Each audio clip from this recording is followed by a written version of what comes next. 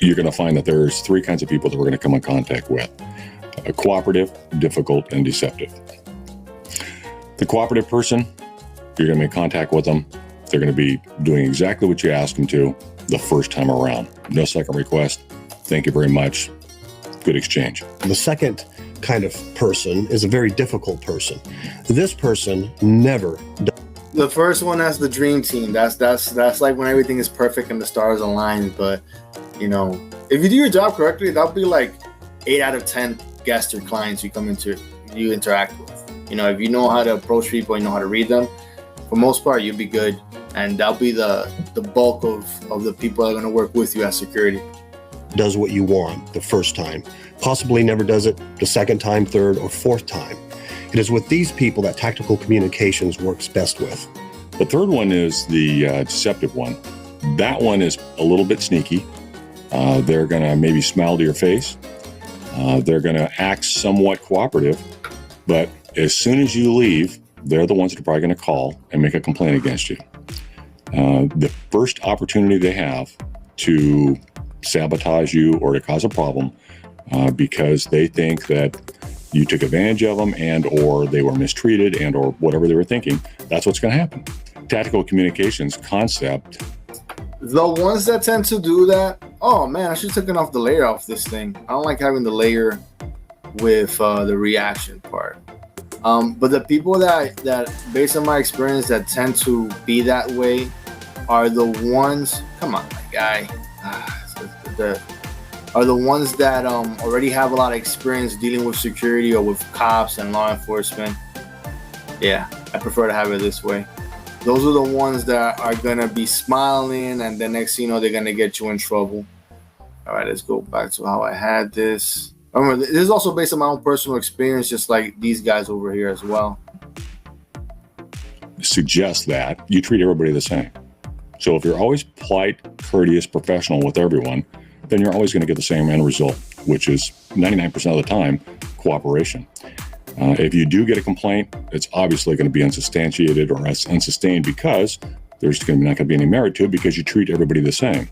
There's always yes, ma'am, yes, sir, no, ma'am, no, sir. That's the way it goes.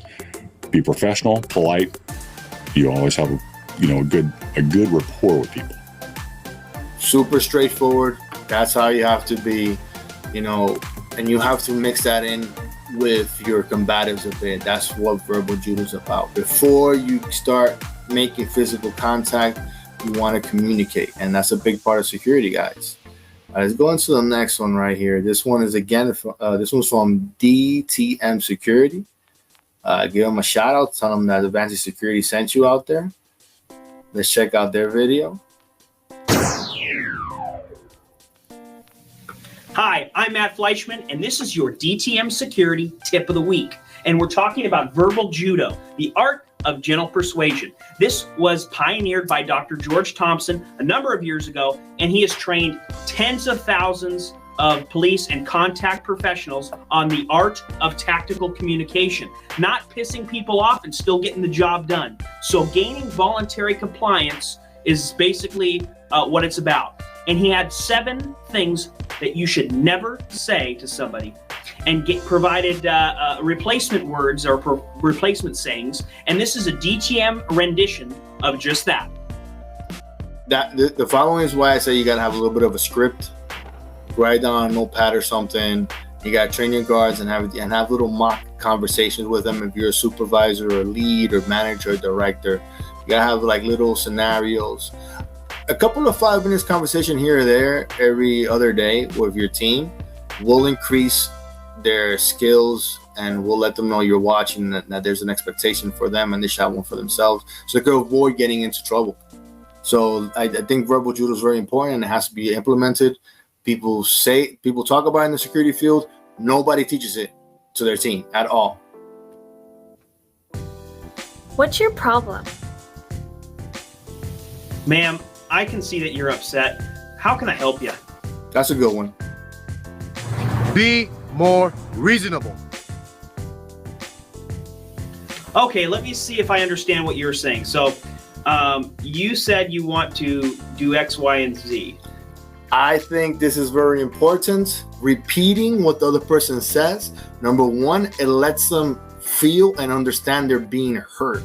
Number two, it brings down their fighting, combative spirit somewhat, because they're like, all right, I'm getting somewhere. This guy's paying attention. Maybe this is the chosen one. He's going to help me out and help me solve my problems today. So repeating is very important. It's like Jedi mind tricks, bro. That's what verbal about. Is that true? And then you confirm with them. I'm not going to tell you again. Listen, guys, it's important that you understand this point I'm going to make, so you need to pay attention. Yeah, I'm not going to tell you again. That's something, even, armed security, or when you're doing security like loss prevention and you're like trying to check bags or let people in, do an ask, whatever it is security-wise, don't say that. You don't want to stir the pot. You don't want to, fan the flames. If the person's already angry, they're not paying attention. You got to come up with an attention getter. Sometimes it's like, hey, it's important for you to understand. It's important for you to notice, this, and that. Hey, you, come here. Hey, sir, let's talk for a second. That hey, you come here. How many videos you can look up on YouTube of cops saying that to people and then they become uncompliant? You're already fighting. You're already fighting with them before anything, and before like any hands start happening, right? Excuse me.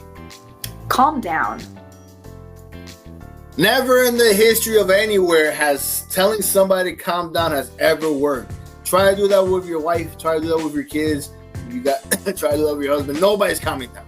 Nobody. That's a waste of breath, waste of time. You're just getting people more angry. Like, don't tell me what to do. Sir, what's the matter? That's a good one. What do you want me to do about it? That's a terrible one. That's the one you can get from like a lot of food chain restaurants. Like, what you want me to do about it? Like, I'm giving you back your money. What else do you want?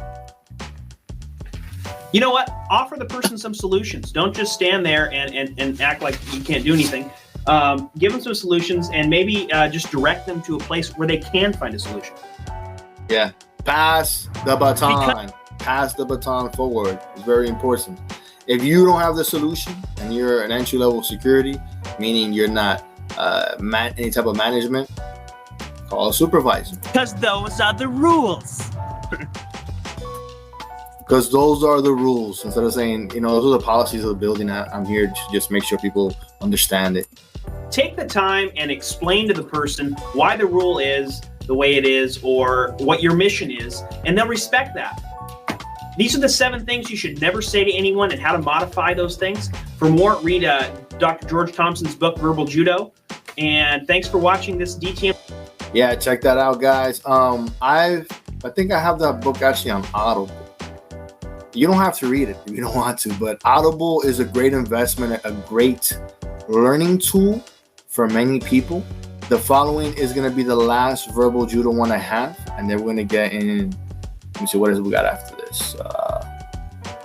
We're going to get into fights, fighting school when you're doing the ring. In the streets, I don't recommend it because anything could go wrong, but we're going to study and give some commentary on it. I think it's important for everybody to be able to understand what can possibly happen, what can go right, what can go wrong when you're in a fight situation. So this one's from Verbal Judo, Combatant DVD. Let's get into it.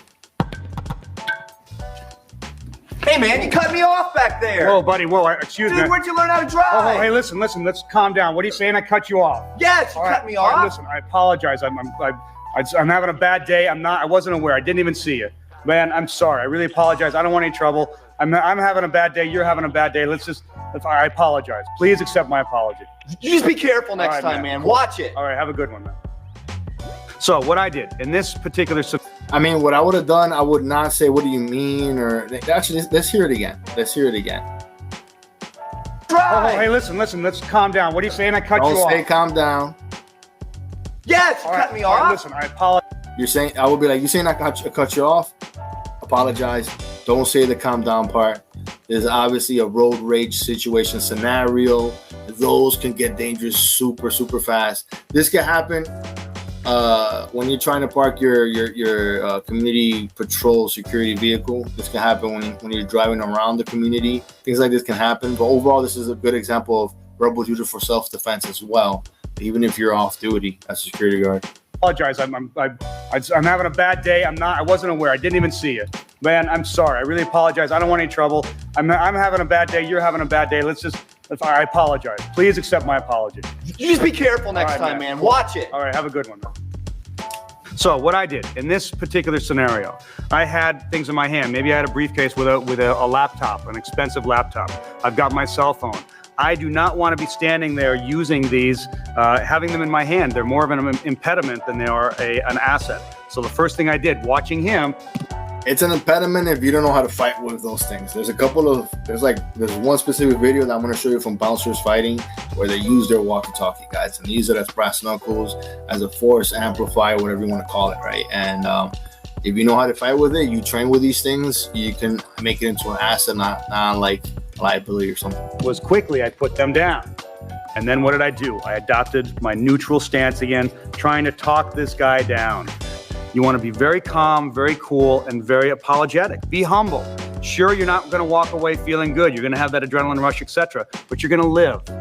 So in this situation, I just did. Well, I want to say you increase the odds of surviving if you're willing to be humble. And being humble is a big part of security, a big part of being an effective communicator. My best to try to de-escalate it. I kept my distance. Now I want to show something that's really important. He kept his distance as well, but a lot of times they don't. If he came in close, watch, if he were to come in like that, what I could do. Now see, look at the distance. Remember we mentioned that 2 arm length distance? Well, this is 1 arm length distance. I could, if he swung at me, I could get hit. So what I want to do is I want to maintain my safe distance. So if he comes in, what I can do, let's just stay right there, okay? Listen, I don't want to get any trouble. I don't want to get any closer. Let's just talk from right here. Okay, now here, in this distance, I have a lot more options than back in here. One of the things that we... But I am giving commentary. So I think this is not like a commentary thing. I don't know. But this is the format I'm using now, guys. If you like it, press like. If you have anything that you want me to comment on, let me know by the comment section, right? Subscribe if you haven't. Share with your friends. I'm making more long-form content because I just want to put in a lot of things together instead of just doing one video at a time. And show some love to your brother. All right, take care. So love yourself. Ciao. Lo quiero mucho. Bye.